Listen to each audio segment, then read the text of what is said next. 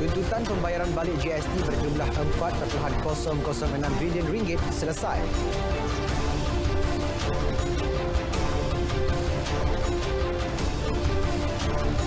Insiden tembak anggota PJA di Sempadan, Perintah Reman dilanjutkan.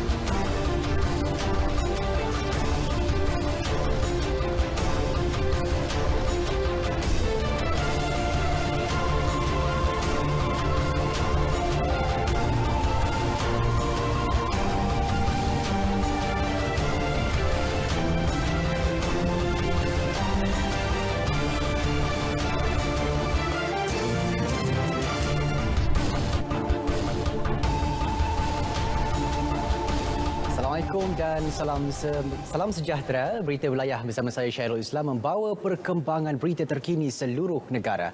Bersama saya rakan penyampai Ifah Hazim.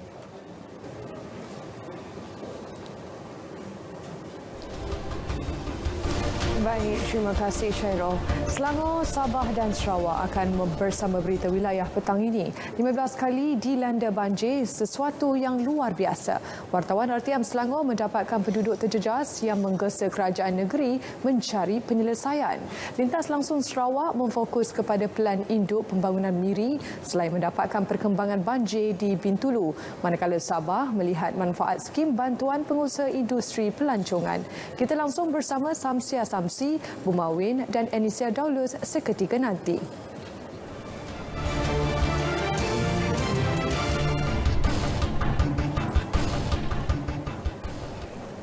Saudara, sebelum ke paparan berita wilayah petang ini, kita ikuti secara langsung sidang media Menteri Kanan Keselamatan Datuk Seri Ismail Sabri Yaakob.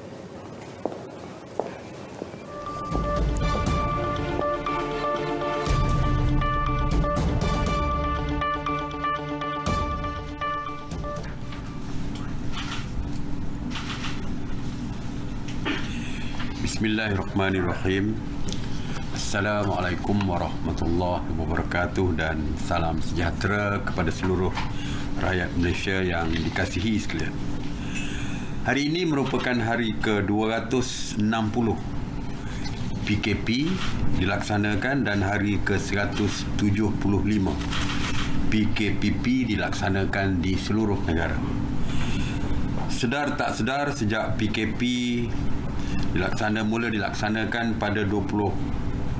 pada bulan Mac 2020, kita telah pun 10 bulan berperang dengan pandemik COVID-19 ini. Di peringkat kerajaan, kita berusaha sedaya upaya mengembeling seluruh tenaga dalam menghadapi ancaman wabak ini yang telah memasuki gelombang ketiga penularannya di negara kita. Gelombang ketiga ini sebahagian besarnya berpunca daripada warga asing, sama ada melibatkan pekerja-pekerja industri, tapak binaan, malah di pusat-pusat tahanan. Sebagai langkah pencegahan, kerajaan telah pun bersetuju untuk melaksanakan ujian saringan wajib terhadap pekerja warga asing dan menambah baik SOP melibatkan pusat-pusat tahanan. Bagi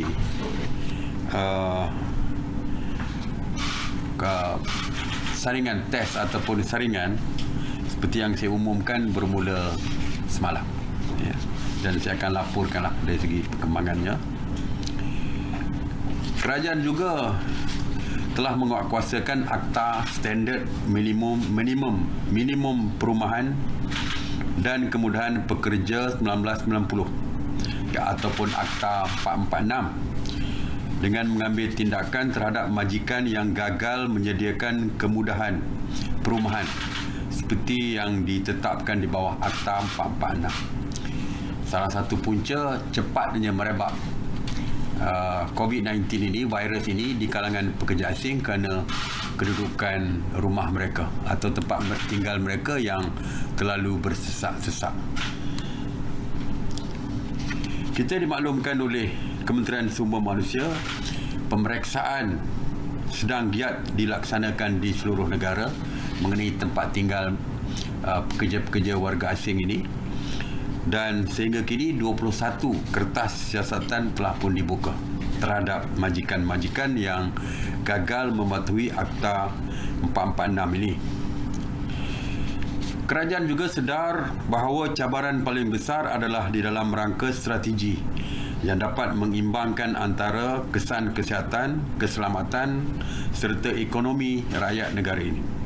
Bagi tujuan itu, kerajaan telah membentuk Jawatankuasa Strategik Pengurusan Pandemik JSSP yang mana terdapat 10 jawatankuasa kerja yang merangka pelan tindakan jangka pendek, jangka sederhana dan jangka panjang di dalam menghadapi ancaman pandemik di negara ini.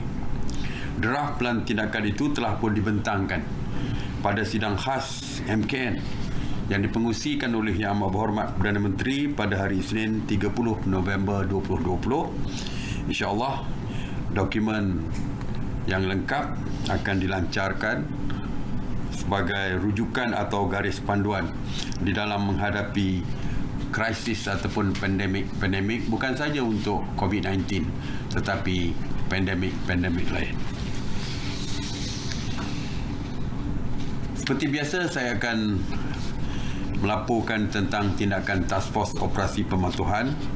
Semalam sebanyak 3,119 pasukan Task Force Operasi Pematuhan PDRM yang terdiri daripada 14,411 anggota telah melakukan 58,012 pemeriksaan bagi memantau dan menguatkuasakan pematuhan SOP PKPP di seluruh negara. Sebanyak 3,647 pasaraya, 4,793 restoran, 1,251 kilang, 1,520 pasar awam dan pasar tani, 2,824 tempat ibadah serta 1,398 tempat riadah telah diperiksa. Semalam PDRM telah menahan 290 individu di atas kesalahan engkar arahan SOP. Daripada jumlah itu, 285 individu telah dikenakan kompaun, manakala 4 direman dan 1 dijamin. Antara kesalahan engkar SOP termasuklah tidak memakai pelitup muka di tempat awam yang bersesak, gagal mematuhi arahan penjarakan sosial dan lain-lain seperti yang biasa saya umumkan setiap hari. Mengenai kawalan sempadan negara di bawah operasi benteng ataupun Ops Benteng yang melibatkan semua agensi penguatkuasa beruniform yang terus mengawal ketat sempadan negara secara bersepadu, daripada sempadan negara dibolusi oleh parti, terutamanya melalui lorong-lorong tikus. Semalam, Ops Benteng telah berjaya menahan 27 parti dan 1 tekong dalam operasi yang diadakan di seluruh negara. Sebanyak 290 sekatan jalan raya ataupun SJR Ops Benteng dilaksanakan di seluruh negara yang melibatkan pecahan seperti berikut, iaitu Ops Benteng ataupun Ops Penawar, PDRM, ATM dan Rela sebanyak 222 SJR, Ops Benteng PDRM 59 SJR dan Ops Benteng AKSEM 9 SJR. Mengenai Ops Sanitasi Awam, semalam sebanyak 12,122 Ops Sanitasi dilaksanakan yang merangkumi 137 zon, dan semalam sebanyak 31 Ops Sanitasi telah dilaksanakan di 10 buah negeri, iaitu Sabah, Melaka, Kedah, Perlis, Pulau Pinang, Johor, Negeri Sembilan, Terengganu dan Pahang dan juga Sarawak. Ops semalam melibatkan 146 anggota Jabatan Bomba dan Penyelamat Malaysia, 206 anggota pihak berkuasa tempatan serta 21 jentera Jabatan Bomba dan Penyelamat. Mengenai tapak binaan, sejak 20 April sehingga 1 Disember, sebanyak 13,701 jumlah pemeriksaan telah dilakukan oleh anggota penguatkuasa Lembaga Pembangunan Industri Pembinaan Malaysia ataupun CIDB yang melibatkan 7,902 tapak binaan di seluruh negara. Kita juga memberikan fokus kepada tapak binaan kerana terdapat juga kes-kes jangkitan COVID-19 di tapak binaan. Semalam anggota penguatkuasa telah membuat pemeriksaan di 23 tapak binaan di seluruh negara. Daripada jumlah itu, 21 tapak pembinaan mematuhi SOP yang telah ditetapkan, manakala dua lagi tidak patuh SOP dan diberikan amaran. Mengenai kuarantin wajib, secara kumulatif mulai 24 Julai sehingga 1 Disember, seramai 79,645 individu telah pulang ke tanah air melalui pintu-pintu masuk antarabangsa. Daripada jumlah itu, seramai 11,012 individu sedang menjalani kuarantin wajib di 79 hotel dan 17 premis lain di seluruh negara. 502 individu telah dibawa ke hospital untuk rawatan, manakala 68,131 individu telah dibenarkan pulang. Semalam, seramai 574 individu tiba di semua pintu masuk antarabangsa melalui jalan udara, laut dan juga darat, dan di kuarantin di stesen-stesen kuarantin di seluruh negara. Kerajaan sebelum ini telah mengumumkan pelaksanaan PKPD di penjara Seberang Perai dan kuartus perumahan penjara Seberang Perai Pulau Pinang bermula 22 Oktober yang kemudiannya dilanjutkan dan dijadualkan tamat pada hari ini 2 Disember. Sehingga kini KKM telah melaksanakan sebanyak 3,254 saringan dan secara kumulatif telah merekodkan sebanyak 606 kes positif COVID-19. Walau bagaimanapun, KKM mengesahkan kes positif terakhir yang dilaporkan adalah pada 29 November dan semua keputusan sampel ujian saringan telah pun diperolehi serta tiada lagi sampel yang masih menunggu keputusan. Atas nasihat dan penilaian risiko KKM, mesyuarat hari ini bersetuju untuk menamatkan PKPD di penjara Seberang Perai dan kuartus perumahan penjara Seberang Perai Pulau Pinang pada hari ini 2 Disember seperti yang dijadualkan. Penamatan PKPD di Tawau. Kerajaan sebelum ini telah melaksanakan PKPD di Pusat Tahanan Sementara Tawau, Penjara Sandakan dan kuartus Penjara Taman Wira Sandakan bermula 6 November 2020 yang kemudiannya dilanjutkan dan dijadualkan tamat pada 3 Disember 2020. Bagi Pusat Tahanan Sementara Tawau, KKM telah melaksanakan sebanyak 2,613 saringan dan sebanyak 774 kes kumulatif positif COVID-19 telah direkodkan.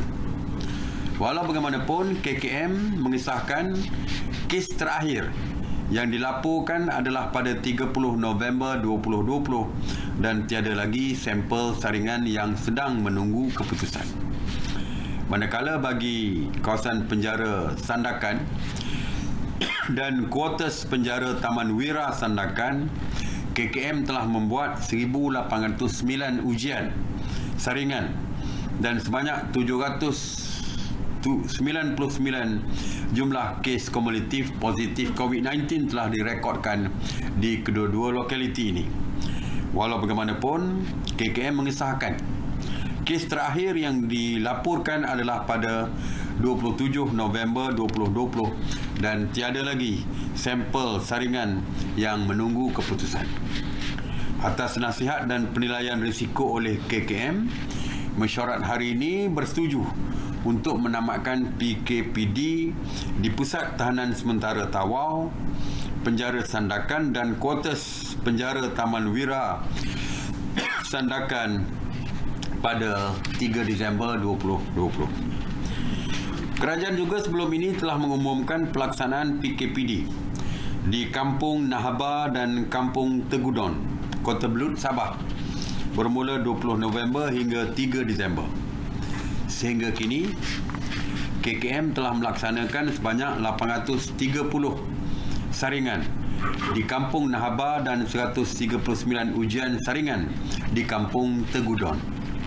Walau bagaimanapun, hanya 50 kes positif COVID-19 telah direkodkan di Kampung Nahaba dan sehingga kini KKM mengesahkan kes positif di lokaliti ini menunjukkan tren penurunan dan terkawal.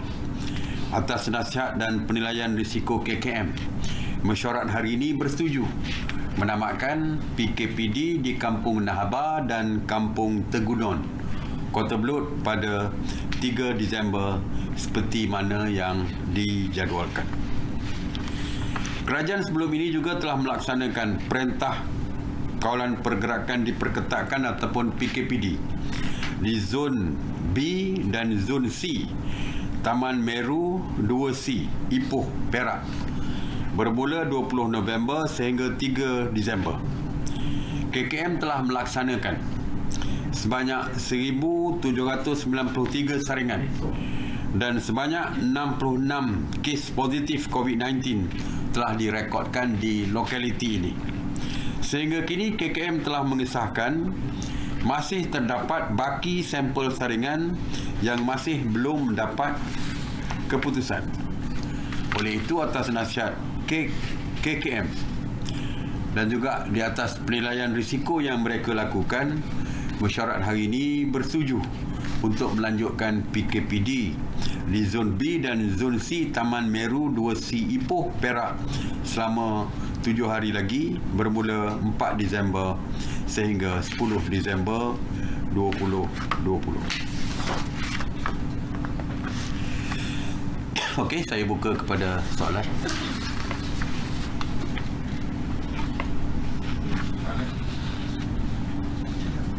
Okey, ada soalan? Syukur Datuk Seri. Okay. Soalan pertama saya adalah mengenai SGR. Seperti mana kita sedia maklum, sejak penularan COVID-19 pada Mac lalu, sebenarnya pihak kuasa telah pun menjalankan SGR di kawasan-kawasan yang telah dikenal pasti. Dan mungkin Datuk Seri boleh kongsikan kepada kami rekod, maksudnya sepanjang SGR itu apakah rekod tertinggi dicatatkan mengenai kesalahan jenayah yang dilakukan dan juga antara kesalahan yang dilakukan. Terima kasih Datuk Seri. Ya, untuk SGR ni yang biasa ya, SGR ada dua. Satu SGR Ops Benteng yang menumpukan lebih kepada parti ya, seperti saya sebut, ada rampasan kenderaan darat dan sebagainya, itu di bawah Ops Benteng, SGR Ops Benteng. Tapi SGR biasa, kebanyakan yang diambil tindakan adalah mereka yang melanggar syarat untuk merentas negeri dan merentas daerah. Itu yang tertinggi lah. Yang lain-lain banyak lagi lah kes-kes lain. Ya, sebenarnya pihak polis menggunakan budi bicara mereka. Ya, kalau kita ikutkan, banyak kes-kes yang dikenakan tindakan compound di lapangan. Tetapi pihak polis, walaupun kita tahu tentang SOP yang perlu dipatuhi, kadang-kadang menggunakan budi bicara.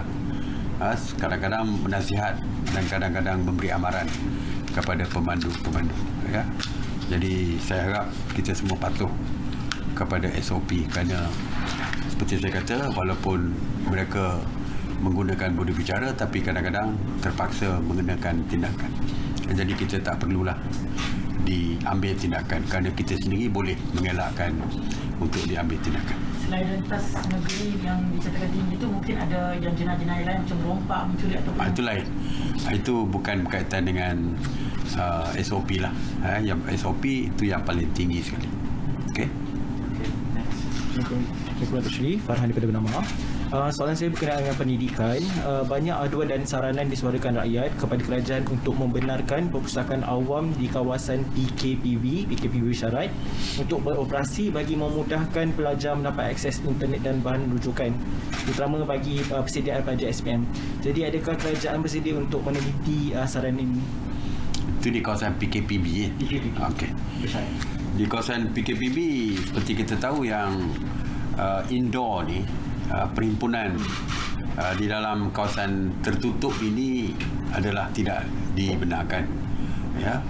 Jadi Kementerian Pendidikan yang kalau tak silap saya di bawah Kementerian Pendidikan, ataupun kalau perpustakaan desa tu mungkin di bawah Kementerian Luar Bandar. Jadi oleh kerana ianya melibatkan tempat tertutup, jadi saya akan bangkitkanlah perkara ini kepada kementerian-kementerian yang berkaitan supaya mereka mungkin boleh memberikan kelonggaran kalau mereka benarkan. Walau mana pun perlu mendapat pandangan juga daripada Kementerian Kesihatan sama ada dibolehkan atau tidak. InsyaAllah saya akan bangkitkan perkara ini. Sri Farhana dari LTN. Sri, apakah jaminan kerajaan bagi memastikan data pribadi pengguna aplikasi MySejahtera tidak bocor sebab ada tular video yang mengatakan data tersebut mudah diakses? Okey, data MySejahtera ni dimiliki sepenuhnya oleh Kementerian Kesihatan dan dikawal selia oleh Agensi Keselamatan Cyber Negara dan juga MKN, Majlis Keselamatan Negara. Dan ia juga dikawal di bawah Akta Perlindungan Data Pribadi. Ya, di bawah Akta Perlindungan Pribadi ini makna setiap data yang berkaitan dengan pribadi dilindungi oleh akta ini. Dan ianya merupakan satu kesalahan jika data pribadi dikongsi oleh sesiapa saja. Dan apps MySejahtera ni dari segi ciri keselamatannya mematuhi piawaian antarabangsa di dalam melindungi kerahsiaan dan keselamatan data. Jadi saya rasa bagi saya rakyat tidak perlu bimbang kerana ianya di bawah kerajaan. Di bawah kerajaan. Dan kita mengawalnya dan memastikan data pribadi itu dilindungi. Jadi tidak perlu bimbang untuk isu data itu dikongsi oleh sesiapa. Okey. Okey, soalan seterusnya, Datuk Seri, difahamkan Datuk Seri ada membuat laporan polis berhubung satu artikel yang mengaitkan nama Datuk Seri. Boleh Datuk Seri jelaskan berkaitan perkara ini? Itu benda yang personal. Jadi tak sepatutnya saya jawab di sini lah. Sebab hari ini di sini lebih kepada laporan harian mengenai tindakan kerajaan mengawal penularan COVID-19. Cuma saya nak sebutkan memang benar ada laporan daripada pegawai saya kerana ada laporan yang saya boleh anggap sebagai satu fitnah yang dimaklumkan adalah fitnah yang terancang yang bertujuan memfitnah pemimpin-pemimpin daripada kerajaan ini. Jadi saya salah seorangnya yang dikaitkan, dan saya walaupun sebagai orang politik kita biasa dari segi perkara-perkara seperti ini, tetapi fitnah kita tidak boleh benarkan.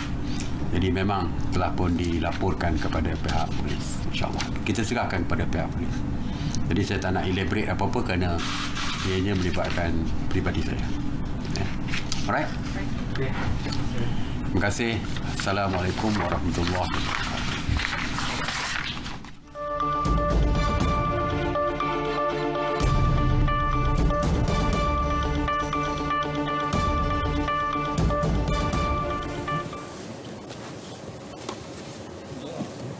Saudara, kita bertemu kembali.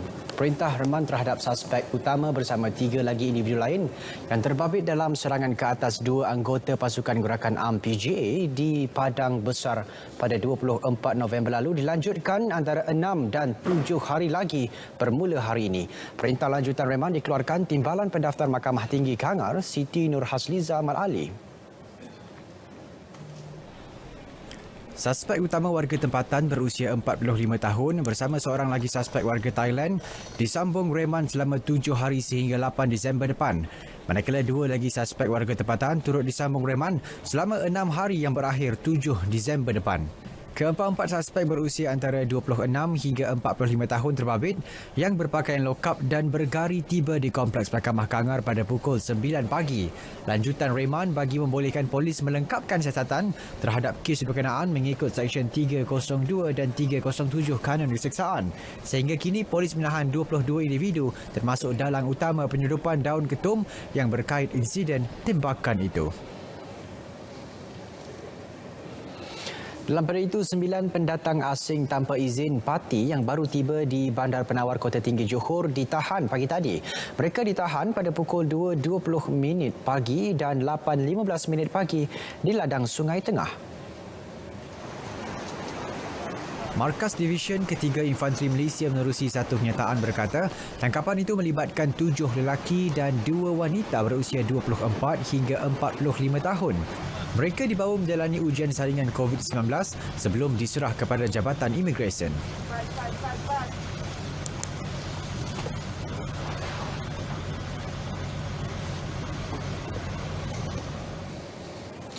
Jabatan Kastam Diraja Malaysia JKDM telah menyelesaikan pembayaran balik cukai barang dan perkhidmatan GST berjumlah 4.006 bilion ringgit yang melibatkan 27,426 syarikat dan 40,280 tuntutan dalam tempoh antara 22 Jun dan 30 November lalu.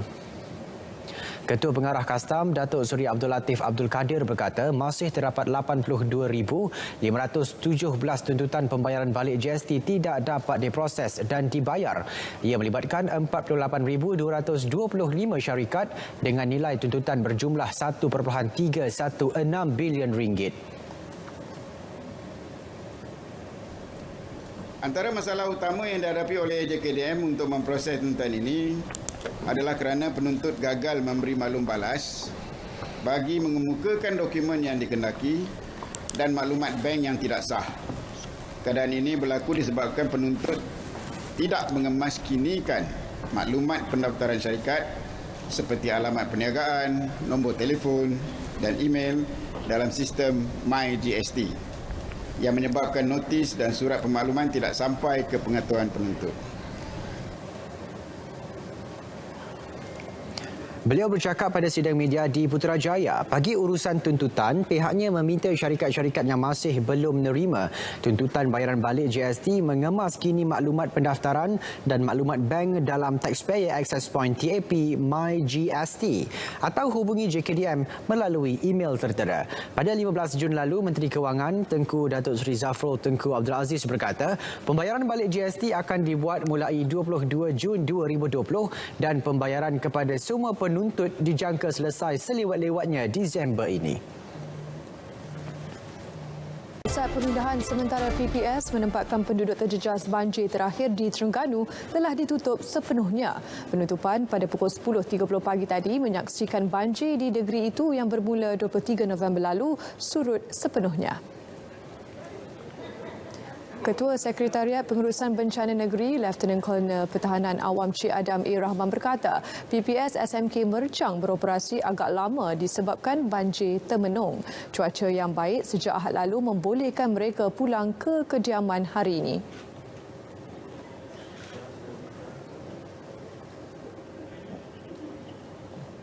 Dalam keadaan cuaca tidak menentu ini adalah lebih baik kita ikuti laporan cuaca semasa terlebih dahulu bersama Jabatan Meteorologi. Bersama pegawainya Wan Muhammad Hafiz Husin. Assalamualaikum dan salam sejahtera. Pada tengah hari tadi, Met Malaysia telah pun menurun taraf amaran cuaca buruk yang dikeluarkan sebelum ini kepada amaran cuaca waspada. Pada ketika ini, amaran cuaca waspada masih lagi berkuat kuasa bagi beberapa negeri di utara Semenanjung Malaysia dan juga Pantai Timur, melibatkan negeri Perlis, Kedah, Perak, di Kelantan dan juga di negeri Terengganu. Amaran ini akan berkuat kuasa sehingga ke 3 Disember 2020. Dan menjelang ke 3 Disember nanti, hujan bersedia petir dan juga hujan lebat dan amaran cuaca waspada akan berlaku pula di negeri-negeri pantai timur seperti di Terengganu dan juga di negeri Pahang. Dan pada tempoh ini hujan lebat boleh berlaku dan kita jangkakan hujan lebat yang berlaku secara berterusan boleh menyebabkan banjir di kawasan berkedudukan rendah. Dan keadaan cuaca semasa pagi ini berdasarkan paparan gemar radar, hujan berserta ribuan petir kini sedang berlaku di satu tempat seperti diramakan di bahagian pedalaman semenanjung Malaysia, menyebabkan di pedalaman di negeri Selangor, Negeri Sembilan, selatan negeri Pahang dan juga di timur di negeri Johor. InsyaAllah hujan ini akan beransur-ansur dalam tempoh 1 hingga ke 2 jam saja. Di utara semenanjung Malaysia, di kawasan yang diletakkan dengan amaran cuaca waspada, buat masa kini sudah pun bermula hujan berserta petir kini sedang berlaku dan kita jangkakan ianya akan lebih lebat menjelang ke lewat petang dan dijangkakan akan berlanjutan sehingga ke malam nanti. Bagi negeri Sabah, pada kali ini hujan berserta ribuan petir kini sedang berlaku di bahagian Kudat, pantai barat dan juga di bahagian pedalaman. Di bahagian Sandakan tiada hujan pada ketika ini, manakala di bahagian Tawau hujan di satu tempat kini sedang berlaku. Dan manakala di negeri Sarawak pula, hujan berserta ribuan petir kini sedang berlaku di hampir ke semua bahagian dan ianya lebih tertumpu di bahagian Limbang Miri dan juga di bahagian Seri Aman dan juga Kapit. Dan keadaan ini kita jangkakan boleh berlanjutan sehingga ke lewat petang nanti. Dan bagi kawasan perairan, pada ketika ini Met Malaysia masih lagi mengekalkan amaran yang kencang seteluk bergelora kategori pertama dan juga kedua yang melibatkan kawasan perairan Samui, Tioman, Kondor, Bungguran, Reef North, Reef South, Lalayang dan juga Palawan, juga melibatkan kawasan perairan negeri Kelantan, Terengganu, Pahang dan juga di Johor Timur. Dan harus diingatkan, keadaan ini adalah berbahaya kepada bot-bot kecil serta sukan dan rek slot kerana angin bertiup kencang sekitar 30 hingga ke 40 km sejam dan ketinggian ombak juga boleh mencecah 4.5 meter. Baiklah, seperti kita lihat ramalan cuaca bagi bandar-bandar utama di seluruh Malaysia. Sekian daripada Met Malaysia, saya Wan Hafiz. Assalamualaikum dan salam sejahtera.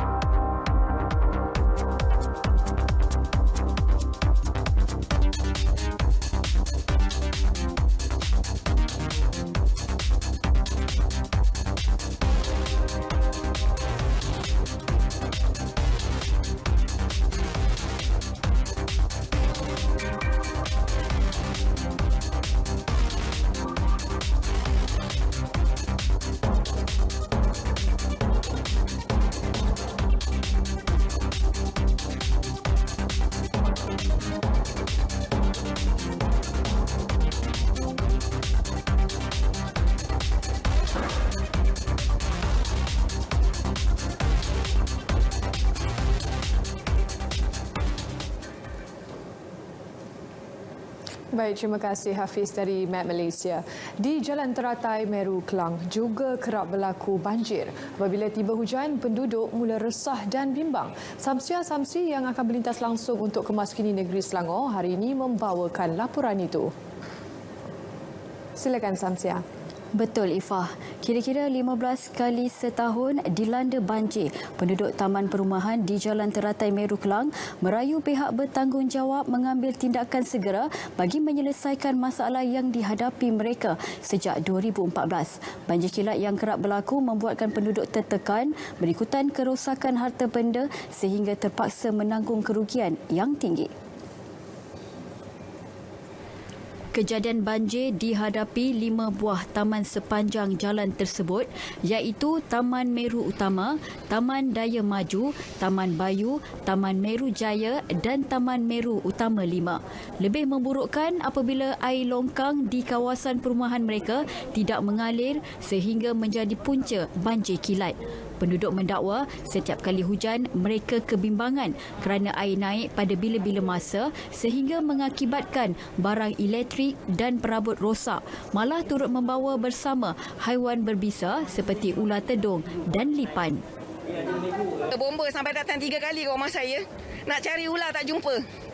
Nyaris anak saya tak kena patuk ular. Dia duduk kat rak pinggan. Ular tendung sela. 1 tahun, masuk ular 3-4 kali. Saya mengadu. Datang tengok, tapi tengok je tindakan tak ada. Memang dapat bantuan banjir 250. Saya bukannya tak nak duit tu. Ambil. Tapi ada ke jalan penyelesaian 250 tu? Difahamkan banjir yang berlaku di kawasan perumahan mereka mengambil masa kira-kira 5 hari untuk surut sepenuhnya jika hujan tidak berterusan. Penduduk telah beberapa kali membuat aduan mengenai perkara berkenaan kepada Majlis Pembandaran Klang, Wakil Rakyat, Jabatan Pengairan dan Saliran serta beberapa agensi berkaitan. Namun dakwa mereka sehingga kini tiada sebarang tindakan diambil. Marah, kita memang marah lah sebab 1 tahun dia hujan banyak kali tau. Macam contoh last year paling teruk sekali sampai saya punya ruang tamu, saya punya kitchen semua kena. Habis furniture semua habis. Kita kena beli lagi. Contoh hari ini tengah malam hujan. Kita tak boleh tidur, terus terjaga. Pengerusi Gerakan Masyarakat Prihatin Se-Malaysia S. Hassan Kutus S. Ahmed Kabir berharap pihak bertanggungjawab segera menyelesaikan masalah banjir ini. Saya nak mengatakan dekat sini, apakah tindakan yang pegawai-pegawai ataupun yang terlibat? Ya, sekadar datang untuk melawat kawasan, ambil gambar tetapi tidak ada penyelesaian bagi penduduk-penduduk ni. Ya, tolonglah ambil tindakan yang sewajarnya untuk menyelesaikan masalah penduduk ni. Mereka dah mengalami perkara ini bukan hari semalam. Tetapi pegawai dan JPS dan juga ADUN, YDP yang terlibat cuma hanya memberi alasan-alasan.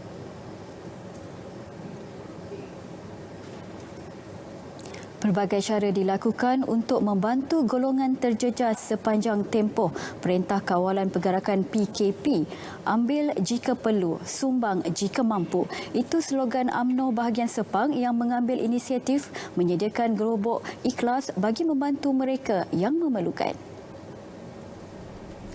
Setiausaha UMNO bahagian Sepang Muhammad Azmi Abdul Muiz berkata, idea timbul selepas pihaknya menerima aduan masyarakat antaranya bekalan makanan tidak mencukupi disebabkan punca pendapatan terputus sepanjang tempoh PKP.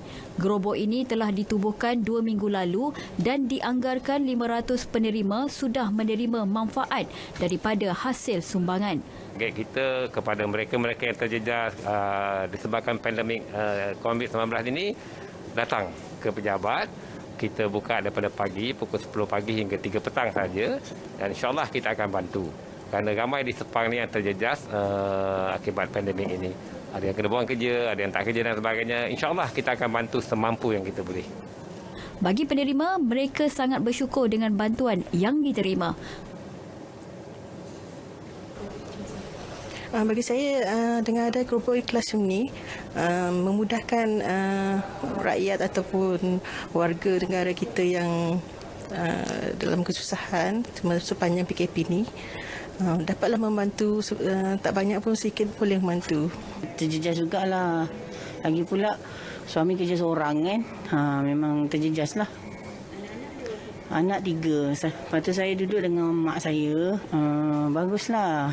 Saya pun kata, yelah macam dulu ada gak dapat kes. Lepas tu dah tak ada, dah stop. Dapat bantuan pun orang kata adalah sekali dua lah. Bukan tiap-tiap bulan dapat bantuan kan. Itu je lah.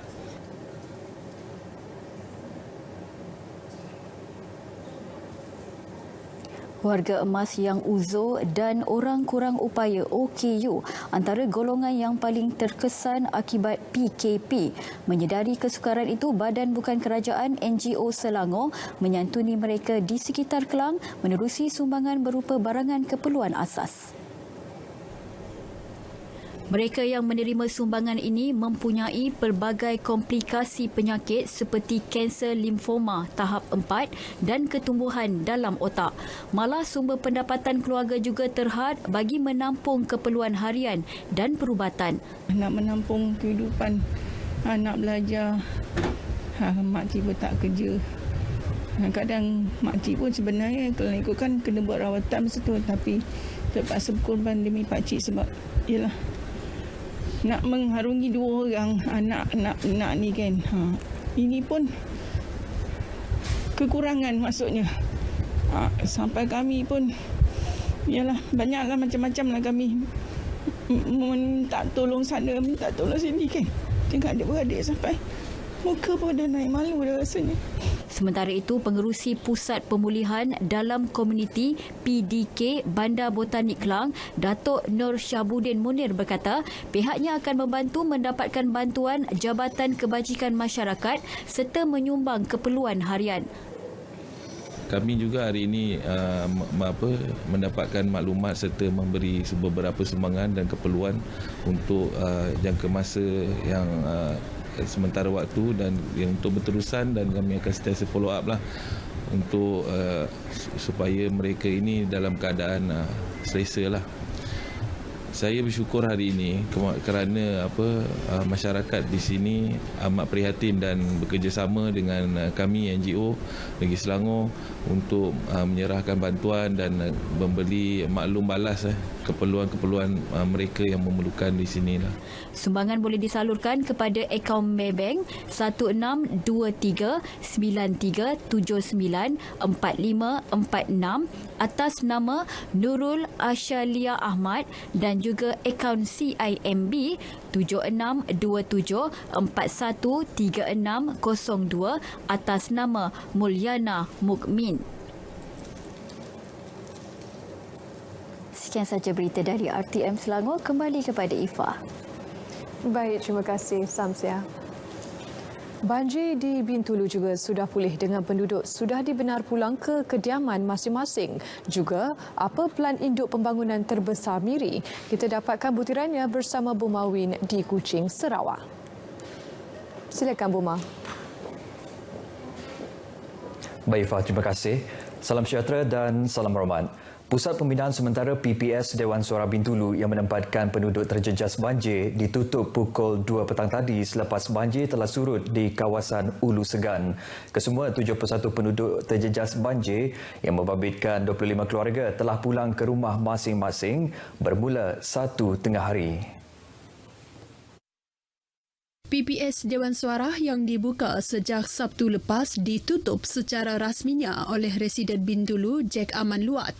Seramai 22 orang petugas dari Angkatan Pertahanan Awam, Jabatan Kebajikan Masyarakat, Kementerian Kesihatan Malaysia, Polis, Rela dan Bomba terlibat membantu menghantar penduduk terjejas banjir pulang ke rumah masing-masing. Pelan induk pembangunan terbesar Miri bakal menjadi batu loncatan bagi memajukan Miri menjadi lebih hebat pertumbuhan pembangunan bandar dan luar bandarnya. Ketua Menteri Datuk Patinggi Abang Johari Tonopeng berkata, pelan induk yang merangkumi kawasan bandar dan luar bandar itu dilaksana dengan cara yang lestari, progresif dari segi sosial dan ekonomi. Jelasnya, pelan tersebut juga bagi mewujudkan perumahan mampu milik dan pekerjaan baru kepada penduduk selain melindungi persekitaran bandar yang lebih luas, sihat dan dinamik. Antara yang diberi fokus adalah ekonomi digital, pelancongan, pertanian komersial, perhutanan, pembinaan kapal, pendidikan dan pusat inovatif Miri. Beliau menyatakan demikian ketika berucap dalam majlis penutupan makmal pelan induk pembangunan terbesar Miri di sebuah hotel terkemuka Miri. Teks ucapan beliau dibacakan Menteri Pengangkutan Datuk Lee Kim Shin. Datuk Patinggi Abang Johari Tonopeng berkata turut diberi penekanan ialah meningkatkan kecekapan pengurusan trafik dan penyediaan pengangkutan yang lebih efisien kepada penduduknya. Beliau berharap dengan potensi yang ada, Miri akan terus bergerak maju seterusnya menjana pertumbuhan ekonomi yang lebih besar untuk negeri dan negara ini amnya. Makmal 2 hari tersebut diadakan bagi berkongsi idea mengubah Miri menjadi sebuah bandar pintar melalui kerjasama antara pelbagai jabatan dan agensi kerajaan. Sebanyak 385 buah institusi pendidikan awal kanak-kanak IPA-KK iaitu Tadika dan Taska di negeri ini kini mula beroperasi dalam tempoh Perintah Kawalan Pergerakan Bersyarat PKPB setakat 30 November lepas. Menteri Kebajikan Kesejahteraan Komuniti, Wanita, Keluarga dan Pembangunan Kanak-kanak, Datuk Seri Fatimah Abdullah berkata, jumlah itu melibatkan 7,611 orang kanak-kanak, 7,164 orang guru atau pengasuh dan 3,938 pembantu guru. Jelasnya, setiap IPA-KK yang beroperasi tertakluk kepada pematuhan prosedur operasi standard SOP seperti penjarakan fizikal, pemakaian pelitup separuh muka dan pensanitasi tangan. Kita telah tekankan dalam SOP sebenarnya oleh kerana penjarakan sosial atau penjarakan fizikal perlu dilakukan, maka kita tidak dapat beroperasi secara penuh. Perlu ada penggiliran. Kalau didapati yang hendak ibu bapa yang hendak menghantar anak mereka ramai, jadi kita perlu buat penggiliran atau buka lebih lagi bilik supaya penjarakan fizikal sentiasa dipatuhi. Beliau menyatakan demikian kepada media selepas membuat tinjauan ke Tadika Sedidik Perdana di Kuching. Dalam perkembangan berkaitan, Datuk Seri Fatimah berkata, Taska dan Tadika yang ingin menganjurkan majlis graduasi perlu mematuhi SOP sedia ada, iaitu mengehadkan bilangan peserta tidak melebihi 50% kapasiti Dewan. Dalam lawatan ini, Datuk Seri Fatimah berpuas hati dengan pematuhan SOP di Tadika tersebut yang turut melakukan proses sanitasi ke atas premis itu setiap hari. Dalam perkembangan lain, Kementerian Kebajikan Kesejahteraan Komuniti, Wanita, Keluarga dan Pembangunan Kanak-kanak akan bekerjasama dengan Jabatan Penjara Sarawak untuk memantapkan program pemulihan di Sekolah Henry Gurney dan Sekolah Integriti di negeri ini. Menurut Datuk Seri Fatimah, ia sebagai usaha mempersiap penghuni-penghuni di sekolah berkenaan dengan kemahiran asas yang diperlukan untuk membina kerjaya di pasaran kerja. Datuk Seri Fatimah menyatakan demikian kepada media selepas melancarkan produk cantik @HG, seni tekstil tradisional batik motif Sarawak yang dihasilkan oleh 20 penghuni Sekolah Henry Gurney, Puncak Borneo di Kuching. Menyentuh mengenai produk cantik @HG ini, Datuk Seri Fatimah memuji usaha serta idea Jabatan Pendidikan Politeknik dan College Komiti untuk memperkenalkan program berkenaan yang mendedahkan pendidikan keusahawanan kepada para peserta. Usaha tersebut mampu meningkatkan keyakinan diri mereka untuk menghadapi dunia luar. Produk cantik @HG merupakan hasil karya penghuni Henry Gurney yang telah menjalani program keusahawanan Komuniti College Komuniti Kuching menggunakan modul evolusi fashion sebagai garis panduan pelaksanaan kursus. Majlis Amanah Rakyat MARA Daerah Limbang telah menambah baik perkhidmatannya dengan menyediakan skim pembiayaan mudah jaya khusus kepada para usahawan dan peniaga. Pegawai MARA Daerah Limbang Safwan Nepis berkata, skim tersebut merupakan salah satu inisiatif kerajaan bagi membantu para usahawan yang terjejas ekoran pandemik COVID-19. Skim tersebut tidak memerlukan sebarang penjamin atau cagaran untuk membuat permohonan dan hanya memerlukan jaminan fix deposit di bank rakyat sebanyak 10% daripada jumlah pembiayaan yang dipohon. Yang mana pembiayaan mudah jaya ini adalah satu pembiayaan untuk membantu usahawan dalam suntikan modal untuk modal pusingan, untuk pembelian peralatan dan juga mungkin ada yang melibatkan ubah suai dan sebagainya lah untuk premis usahawan. Beliau ditemui media di pejabatnya di Limbang. Tambah beliau, pihaknya turut menyediakan sebanyak 40 lot premis perniagaan khusus untuk para usahawan dan perniagaan kecil dan sederhana di Limbang. Baik saudara, sekian berita dari Sarawak. Kita kembali bersama Ifah di Angkasa Puri. Silakan Ifah. Baik, terima kasih Buma. Kementerian Pelancongan, Kebudayaan dan Alam Sekitar Sabah dalam usaha menyediakan skim bagi membantu pengusaha industri terlibat. Perincian lanjut, kita terus bersama Anisia Daulus langsung dari negeri di bawah bayu. Silakan Anisia. Baik, terima kasih. Assalamualaikum dan salam sejahtera. Kementerian Pelancongan, Kebudayaan dan Alam Sekitar Sabah KEPKAS kini dalam usaha menyediakan skim bantuan khusus kepada pengusaha industri pelancongan di negeri ini yang terjejas akibat pandemik COVID-19. Menteri Pelancongan Kebudayaan dan Alam Sekitar Datuk Jafri Arifin berkata pihaknya telah mengadakan beberapa pertemuan dengan pengusaha pelancongan di negeri ini untuk berbincang mengenai keperluan mereka. Kita ada lebih kurang 500 tour operators yang terjejas dan saya telah berbincang di kementerian sedang menyediakan ada satu skim untuk kita bantu mereka. Tapi saya tidak boleh menjelaskan sekarang sebab saya pun subjek untuk mendapat kelulusan daripada Kabinet. Datuk Jafri ditemui media dalam Majlis Pelancaran E-Culture Lembaga Kebudayaan Negeri Sabah LKNS di Balai Seni Lukis Sabah, Kota Kinabalu. Kerajaan negeri sebelum ini telah menyalurkan bantuan sebanyak RM300 kepada 3,957 pekerja pelancongan yang terjejas terdiri daripada malim gunung, porter, pemandu pelancong dan penyelam melalui dana bantuan prihatin COVID-19. Pengusaha pengangkutan awam di daerah Sandakan, khususnya bas henti-henti, teksi dan e-hailing dinasihatkan agar sentiasa menjaga kebersihan kenderaan masing-masing. Ini termasuk melaksanakan disinfeksi sebelum dan selepas beroperasi serta sentiasa mematuhi prosedur operasi standard SOP yang ditetapkan. Timbalan Pengerusi Pusat Kawalan Operasi Bencana PKOB Sandakan ACP Muhammad Azhar Hamid berkata langkah itu penting bagi memastikan keselamatan dan kesihatan pengusaha dan penumpang terlibat. Setakat ini kerjasama yang telah diberikan oleh pengusaha-pengusaha bas adalah amat baik sekali dan begitu juga daripada LPKP daerah Sandakan. Dan untuk yang akan datangnya kita akan laksanakan disinfeksi ke atas teksi-teksi dan juga kenderaan e-hailing. Yang mana kita percaya teksi-teksi ini juga sentiasa membawa pelanggan-pelanggan yang kita tak tahu tahap kesihatan mereka.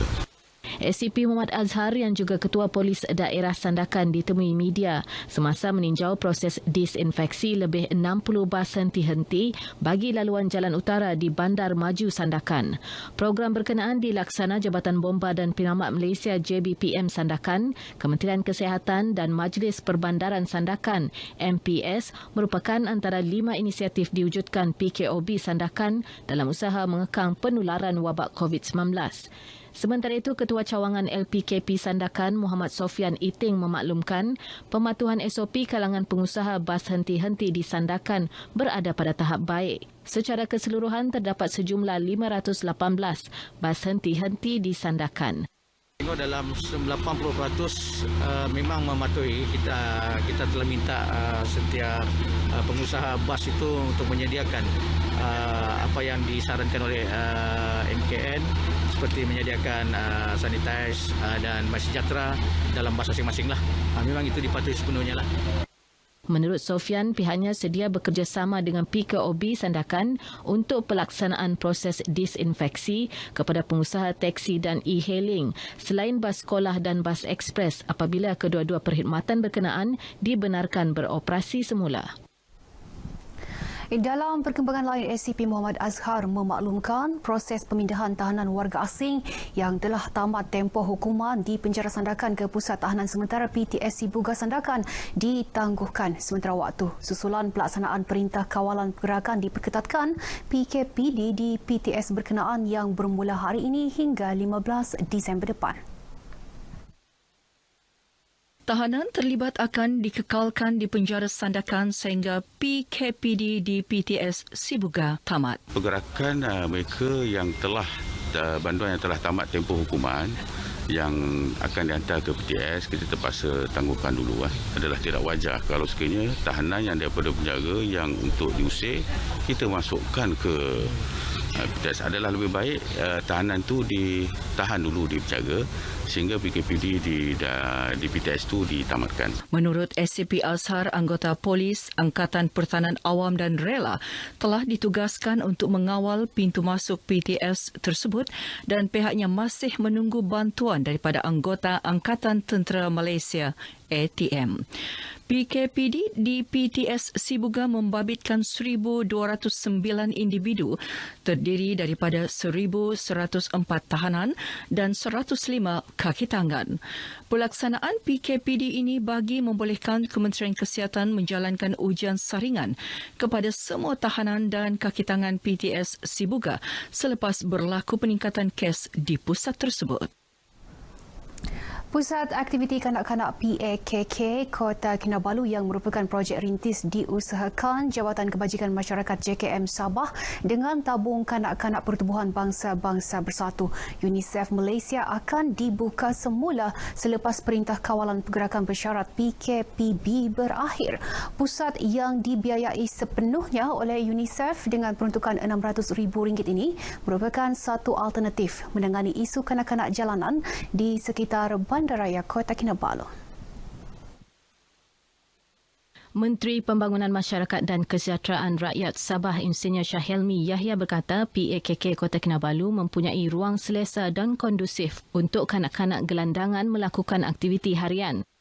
Kriteria untuk menempatkan kanak-kanak di pusat ini adalah kanak-kanak yang daripada warga negara dan juga bukan warga negara. Ini merupakan satu usaha prihatin kita bagi memberi kesedaran dan memberi peluang kepada kanak-kanak gelandangan untuk mendapat tempat yang sesuai melakukan aktiviti harian. Syahelmi menyatakan demikian kepada RTM selepas lawatan dan tinjauan ke PAKK Kota Kinabalu di Api-Api Center Kota Kinabalu. Beliau berharap pusat berkenaan menjadi medium untuk mendidik kanak-kanak berkenaan agar berupaya berdikari dan mengubah hidup menjadi lebih baik. Sementara itu, Timbalan Pengarah JKM Sabah, Dayang Rugayah Awang Besar memberitahu pihaknya sedia menerima cadangan untuk menambah baik pusat berkenaan. InsyaAllah memang pun tujuan kita ni hendak menambah baik lagi lah apa-apa usaha yang telah kita buat. InsyaAllah apa-apa yang dimaklumkan oleh yang berhormat semua tadi, kita akan cuba tambah baik lah untuk memberikan satu output yang baik. PAKK Kota Kinabalu mula beroperasi pada Oktober lalu namun ditutup sementara waktu berikutan pelaksanaan PKPB. Baik, sekian berita dari Sabah petang ini. Teruskan amalan penjagaan kesihatan terbaik bersama-sama bantu petugas Barisan Hadapan perangi pandemik COVID-19. Kembali ke Angkasa Puri.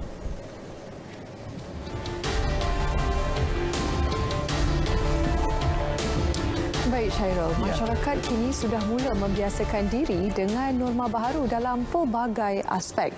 Ia termasuklah membiasakan diri dengan kerja-kerja yang sebelum ini tidak popular. Ya, betul Ifah, kerana sikap tidak patah semangat yang dimiliki mereka ini sebenarnya demi kelangsungan hidup wajar dipuji. Ya, dan ini termasuklah juga inisiatif segolongan anak muda yang mengusahakan jualan jeruk mangga di lampu isyarat di Seremban. Laporannya kita terus bersama wartawan Norshikin Harun. Perusahaan jeruk mangga di hentian lampu isyarat semakin menjadi trend apabila ia mendapat sambutan menggalakkan daripada orang awam. Penat lelah ketika berniaga jeruk mangga dalam cuaca yang tidak menentu bukan satu perkara yang mudah. Bagi mendapatkan rezeki halal, mereka tidak kisah menghadapi situasi itu. Umar Mat Amin, seorang pengusaha jeruk mangga di kawasan Seremban mengakui perniagaan yang dilakukannya mendapat sambutan sekaligus dapat membantu anak muda yang terjejas pendapatan sebelum ini. Pekerja saya yang bekerja dengan saya sekarang ni seorang ni, dia dulu bekerja dekat Tasik Kenyir sebagai bawa bot untuk house boat tu.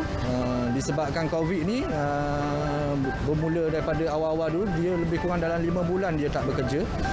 Jadi saya bawa dia dekat sinilah untuk bekerja dengan saya sebagai membantu lah. Saya bantu dia lah setakat yang saya boleh bantu selama dia tak bekerja ni. Alhamdulillah dia pun gembira bekerja dengan saya, menjual buah mangga walaupun income-nya sedikit sebanyak pun boleh bantulah dia dengan keluarga dia. Sebelum ni saya kerja bawa boat. Jadi mendengar masalah COVID sekarang ni, jadi masalah pada pelancongan lah. Dia kurang orang naik. Saya bawa boat kat Tasik Kenyir. Jadi Dengan ikut abang ni kerja Asam Boy juga alhamdulillah dapat dapur rezeki untuk belanja sayang. Dengan berjalan munda-mandi sambil memegang plastik balang mangga jeruk, mereka mampu menjual hampir 500 balang jeruk dalam masa sehari. Semenjak PKP ni memang kerja pun tak ada dan nak cari kerja pun susah sekarang kan. Saya ikut orang mula-mula ni, lama-lama saya pun ada modal, saya rasa terfikir nak buat sendiri. Saya ajak kawan saya dengan pakcik, saudara dia semua buat sendiri. Orang awam yang ditemui turut kagum dengan sikap anak muda yang bersemangat dan rajin dalam mencari rezeki. Saya banggalah dengan keadaan macam ni kerana apa? Pemuda-pemuda ni kita kena bagi peluang untuk berniaga lah. Ini satu contoh untuk mereka timbulkan minat untuk mereka lebih produktif lah. Mereka boleh belajar cara perniagaan daripada kecil menjadi besar. Memang dia tak putus asa. Dia yang panas pun dia akan berniaga pandai. Lepas tu dia punya makanan yang tu itu pun sedap. Situasi pandemik COVID-19 tidak mematahkan semangat anak-anak muda ini untuk terus berusaha dalam mencari rezeki yang halal. Malah rata-rata daripada orang awam sangat kagum dengan inisiatif yang dilakukan kerana mereka tidak malu untuk menjana pendapatan dengan cara yang sebegini. Nur Rashikin Harun, Berita RTM. Bang, satu bang. Terima kasih. Saudara, laporan tadi mengakhiri berita wilayah petang ini. Ingat, imbas aplikasi My Sejahtera di setiap premis yang anda kunjungi. Dengan itu, Assalamualaikum. Assalamualaikum dan kita berjumpa lagi.